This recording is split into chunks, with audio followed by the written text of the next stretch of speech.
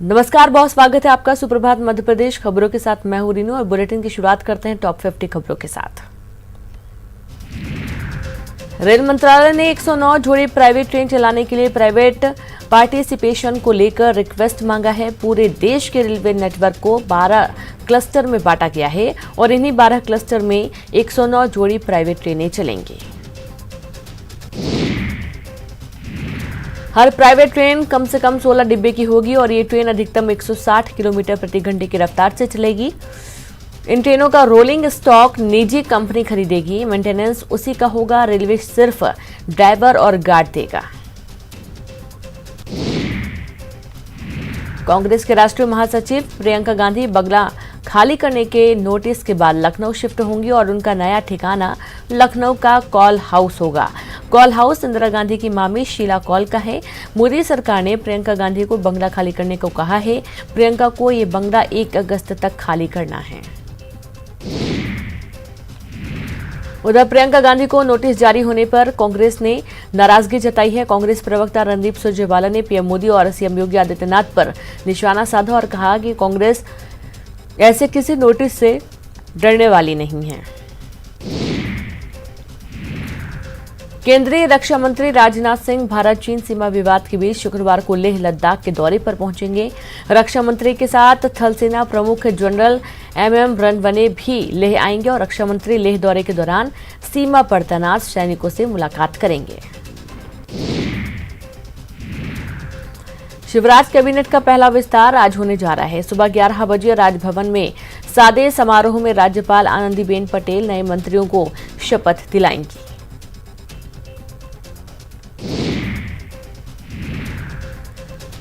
मंत्रियों के नामों पर चर्चा करने के लिए सीएम हाउस में मुख्यमंत्री शिवराज सिंह चौहान, विनय सहस्त्रबुद्धे और बीडी शर्मा के बीच घंटों चर्चा चली, जिसके बाद नामों को फाइनल किया जा सका। वहीं शिवराज के पूर्व कैबिनेट का हिस्सा रहे पार्टी के सीनियर विधायक राजेंद्र शुक्ल, गौरीशंकर बिसेन, रामपाल सिंह, पारस जैन, संजय पाठक और सुरेंद्र पटवा का नाम कट गया है।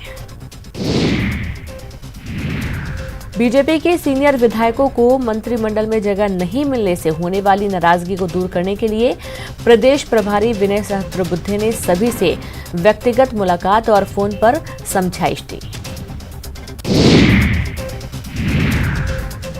केंद्रीय मंत्री नरेंद्र सिंह तोमर, प्रहलाद सिंह पटेल, ज्योतिरादित्य सिंधिया एक साथ शपथ ग्रहण समारोह में शामिल होने दिल्ली से चार्टर प्लेन के केंद्रीय मंत्री पहुंचेंगे भोपाल। सुबह 10 बजे के करीब तीनों नेता भोपाल पहुंचेंगे। राजभवन के बाद सिंधिया 2:30 बजे के करीब बीजेपी दफ्तर जाएंगे, जहां कांग्रेस के कई नेताओं को सिंधिया बीजेपी में शामिल कराएंगे और साथ ही बड़े नेताओं से मुलाकात भी करेंगे।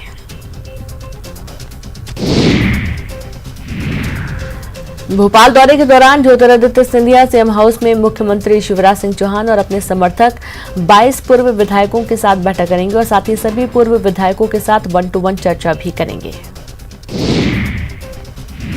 राज्यसभा सांसद बनने के बाद पहली बार आज भोपाल आ रहे ज्योतिरादित्य सिंधिया के स्वागत की तैयारियां जोरों पर हैं। होर्डिंग्स में अकेले सिंधिया के लगाए गए फोटो।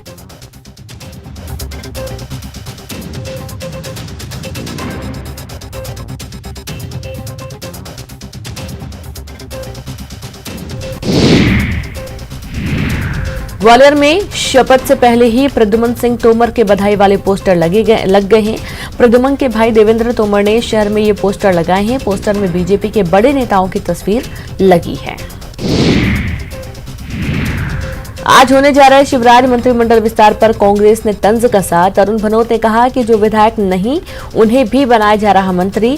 कहा बीजेपी के वरिष्ठ नेताओं के साथ मेरी सहानुभूति।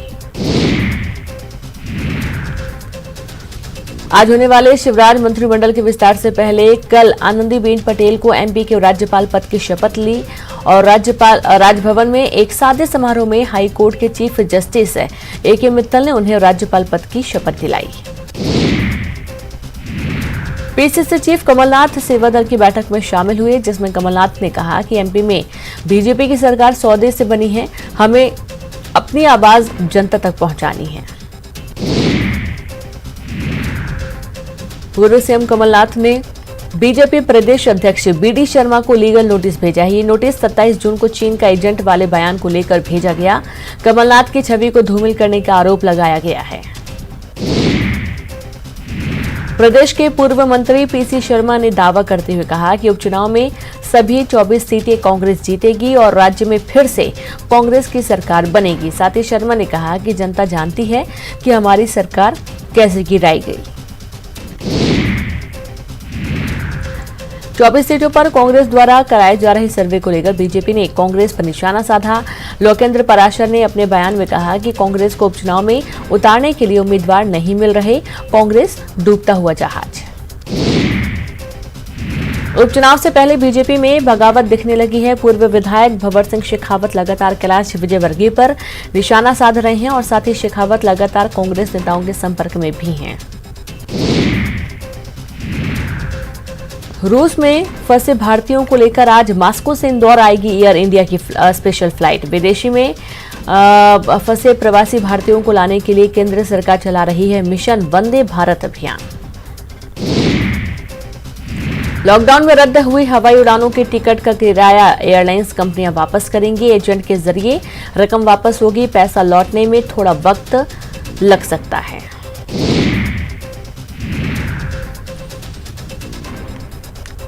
इंदौर में शॉपिंग मॉल, रेस्टोरेंट के साथ ही पब्लिक ट्रांसपोर्ट के रूप में शहर में चलने वाली टाटा मैजिक वाहन और सिटी वैन ने भी रफ्तार पकड़ी। 5 से ज्यादा सवारी बैठाने की अनुमति नहीं है।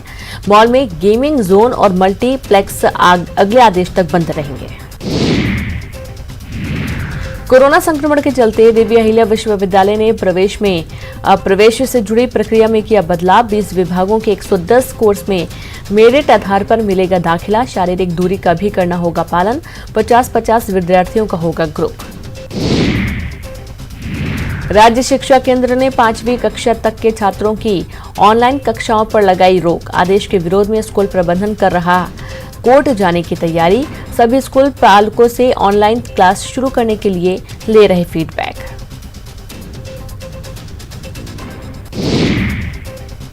इंदौर के मांगलिया चौकी प्रभारी को लाइन अटैच कर दिया गया है। प्रभारी पर चौकी परिसर में मारपीट की घटना रोकने पर विफल रहने पर की गई कार्रवाई। दरअसल मारपीट का वीडियो वायरल होने से पुलिस की भारी किरकिरी हो रही है।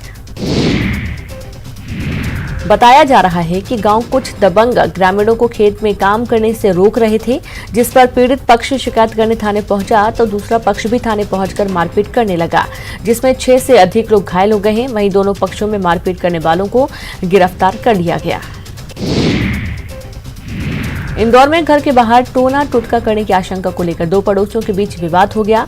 विवाद के बाद दोनों परिवारों के बीच जमकर मारपीट हुई। मारपीट की पूरी घटना सीसीटीवी में कैद हो गई।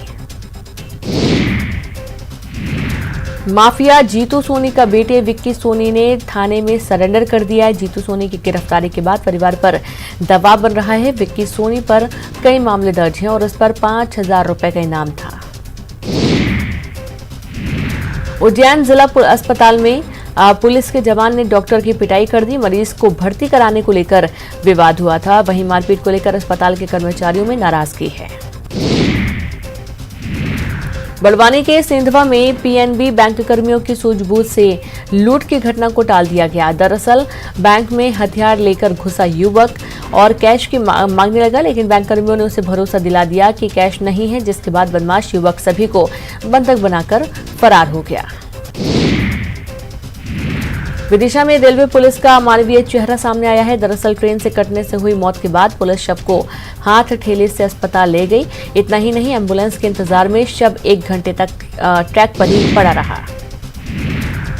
कोरोना आंकड़ों को लेकर झाबुआ विधायक कांतिलाल भूरिया का बीतू का बयान सामने आया, जिसको लेकर भूरिया की मुश्किलें बढ़ सकती हैं और उनके खिलाफ झाबुआ कोतवाली में शिकायती आवेदन दिया गया है। कोरोना के बढ़ते मरीजों को कारण सरकारी अस्पताल में जाने से लोग बच रहे हैं। मरीजों की परेशानी को देख सरकार ने हर जिले में फीवर क्लिनिक खोलने के निर्देश दिए हैं। जबलपुर में 25 से ज्यादा फीवर क्लिनिक खुले।